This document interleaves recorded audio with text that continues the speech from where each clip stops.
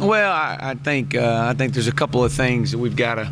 Obviously, coming into this year, that was a huge emphasis for us, and obviously didn't run the ball as effective. Now, a lot of some of our speed motion game, we flip it. It gets caught in the passing category or for yards, and so that's a little bit skewed, but we still didn't do that many of those. We didn't get that many yards at them that would have made a big difference. I think the way they were playing us the other night, obviously watching film and going back and looking at it, they definitely lined up to try to stop the run and try to put pressure on Deshaun. I think that was their game plan coming in, and not get beat with the run. And so I think they did a few things that really kind of offset it and might have made things look a little bit more cloudy than what they were, but still we weren't nearly as effective as we needed to be in a run game. We got to continue to get better. Again, obviously getting a little bit more physical play out of our tight ends. I think that we're not playing nearly as physical as what we need to play. J.J. McCullough has been the most physical of all the tight ends. And he didn't have his best ball game. I mean, he didn't play that bad, but he didn't play on par to where he was the first 3 weeks. So we've got to get him back and get him going again, and he will. So we got to start with that, and then obviously our offensive line. I mean, we got to be able to knock some people off the ball a little bit. And create some movement, and our backs are going to have to find the holes, and there's a little bit more there at times, and we didn't find it. But they give them credit. They did line up to stop the run first. They were definitely trying to insert the drop down safety, whether it be the free safety or the strong safety, in the box. And I think we saw that on the second play of the game, how fast they were going to try to trigger to stop the run. And so, and that's what you do. You try to take away. They're going to try to take away something that they feel like we're going to have to hang our hat on to win, and we got to try to get to the complement of it. And I thought we did that in the passing game. But we have to run the football more. We got to be more effective in running the football, but we got to be smart with it as well. And if they're going to line up and stack the box, and then we've got to take advantage of that too. And I felt like that we did that a little bit Saturday night. What's your comfort level with Deshaun Watson zone read? For some reason, I thought maybe we could see more of that with him. Well, actually, you saw a lot of it. Yeah. You saw a lot of it. I don't know what. You saw a lot of it. We ran a lot of it, and I don't want to run him every play, and that was by design. But we did run a lot of zone read. Some of it was gives. Some of it we mixed it up out on the edge on what we were doing with our wide receivers. We did some other things that it felt like that we were going to break some tendencies, and they did. Things that we thought they would be keying on, they were. And it allowed us to break some tendencies on it. Now, the way they were playing their coverage behind it and trying to take some of the stuff away from him. And so, but again, on the zone read, I thought the week before at Florida State, Deshaun was predetermined in most of his reads, and he was pulling every one of them. So that's why it looked like we ran a whole lot of zone read against Florida State. A lot of it was he was predetermining. And there were several of those he made some bad reads on. He should have gave, and he pulled. So we really worked on it this past week of really reading it and riding with your back. Great mesh, what we call our CQ, with our exchange. And he did that. He had a few gives, and again, it just didn't roll out like we wanted to as far as getting out of the box with it.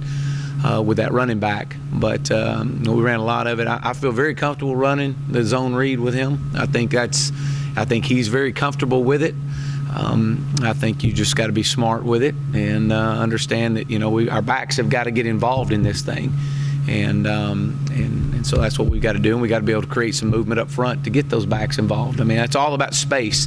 You start talking zone read, you talk about spreading people out and trying to eliminate as many guys in the box as you possibly can and let your quarterback account for the extra defender. So, but we did run a lot of it. Say that again? I'm sorry to interrupt, but Taj wasn't much of a zone read threat. It was more power. Right. Given that there's more, I guess more of a lethal part of that now with zone read with Deshaun, and teams are going to have to account for it. Can y'all be more lethal in the vertical passing game now than y'all have? Well, yeah, that's a great question. I think the thing is when you start looking at that, and I was talking to Roy here just a second ago, was the you're exactly right. Taj was more of a downhill player from a quarterback run standpoint. While Deshaun is as well, he's a little bit more elusive in the box. What didn't work in Taj's favor was getting him in space. What works in Deshaun's favor is to get him in space. And so by doing that, you try to create space as much as you can, and by formations, by alignments.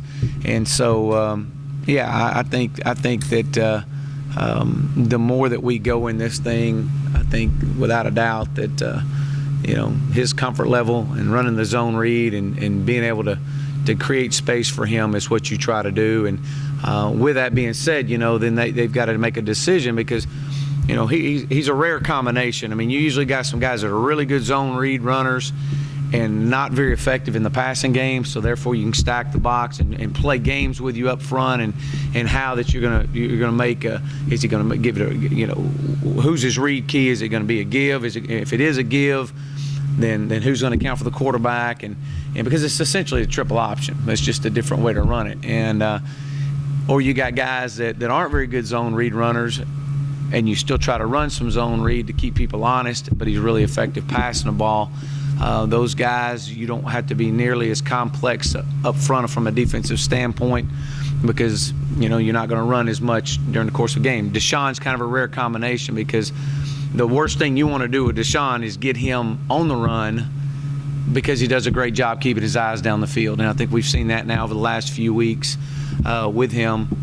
And so yes, I think that's what he likes. That's what he does. We've got to try to create space for him, and what you're going to find is people are going to try to force him to give the ball every time. And by doing that, then they've got to account for who's the extra hat that's coming down, who's the extra defender that's coming into the box, and then you got to take advantage of the passing game. So yeah, it's a constant chess match, especially when you've got a guy that's got the skill set of Deshaun. Was Roderick more skilled or more productive than the guys right now at the running back position? Well, I think he was, I would say he was a little bit more elusive than what we have right now. I think, than the other night. I think, I think the other night, obviously we Adam Choice was, I think he got banged up early in the game and on a kickoff. It's nothing that really, it set him out the entire game. But again, we've got to be able to create some things in there. I thought Wayne Gallman early on, it was, he dropped one of our flips early on and missed a protection early on, and just didn't seem like he was into it. You deal with that when you deal with freshmen at times. And talking to Coach Elliott, we try to play the guy that we had the comfort level that would help in protection when we found out what they were trying to do. C.J. Davidson was slow to start, but just the game within the game, he provided us some unbelievable pass protection on some big plays. If we, that was critical for us. But yeah, that's an area obviously we've got to get a lot better at. You knew that at some point, if not this past week, you were going to see that kind of philosophy and stop it, put it on the freshman's shoulder. Do you expect to see that much again now that there's evidence that? Well, I think that it's kind of a pick your poison type of deal with these guys. I think coming into it and going back and watching the game on video, I was very disappointed in we were unable to run the football. I was very disappointed. I didn't think that we were as physical coming out of the game as I thought we should have been. And watching it, some of it was held true. But other part of it was that they knew we were starting a true freshman. They were going to do some things that really to try to mess some of his reads up to stop the run, because they kind of felt like that, well, they're not going to put it all on the true freshman. They're going to rely on these running backs. And so we're going to do some things up front, dropping the safeties down, moving our front a little bit to stop and take the run away. So after looking back on it, yes, we still got to do a lot of things. We got to get much better. But they were trying to play some games with us, and I don't know. I thought Deshaun did a great job of again keeping his eyes down the field. The game, and very rarely do you ever see this, and as a young guy, but we always talk about the game slows down the older you get for you. Well, the game appeared to be slow for Deshaun the other night. I mean, there were guys wide open the other night, and it wasn't the fact that it was wide open at the moment in time that you try to teach it and coach it on your third step. The guy's going to be there. It's going to be a lot of space.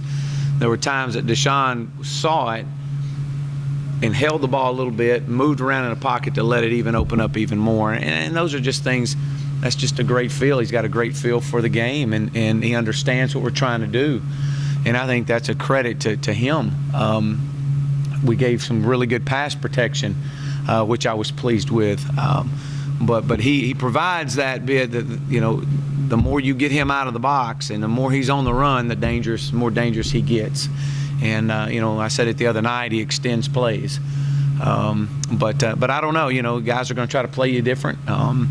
We'll go back and we'll study other teams that have an effective run-pass combination guy, and you take advantage of it. You try to take advantage of what they're going to do.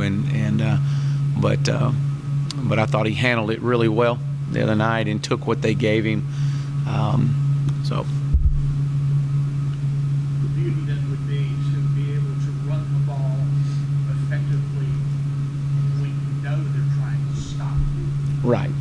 Yeah, I mean that's what that's what you try to gear yourself for as a coach, is regardless of whatever they do, we want to be able to line up and knock you off the ball and get 3 yards, 4 yards. We want to run with that type of passion and aggression to be able to create that type of movement. That's what you want. You do. And but you also, as a coach, you got to try to take what they give you as well. And again, we're not there yet. I mean, if you're asking me that, are we there? No, we're not there yet. Obviously it's compounded by an offensive line that's in flux for whatever reason. You've had some injuries. You've had some guys in and out. Do you have 5 guys right now going into this game? You say, those are my guys, or are you still one year? No.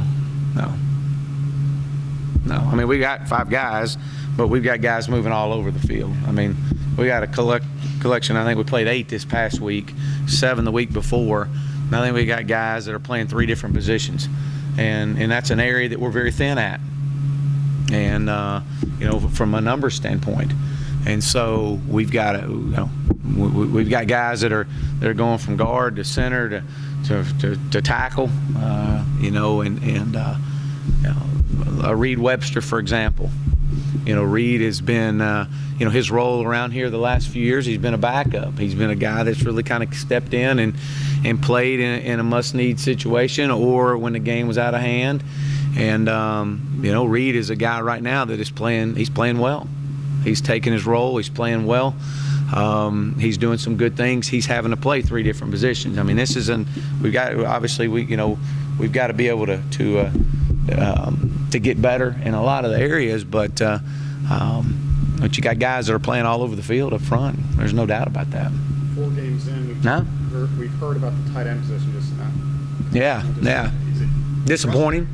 disappointing? Oh yeah, disappointing right now. I think that that's an area that we've got to, again, we got to get better at. The bright spot is J.J. McCullough. JJ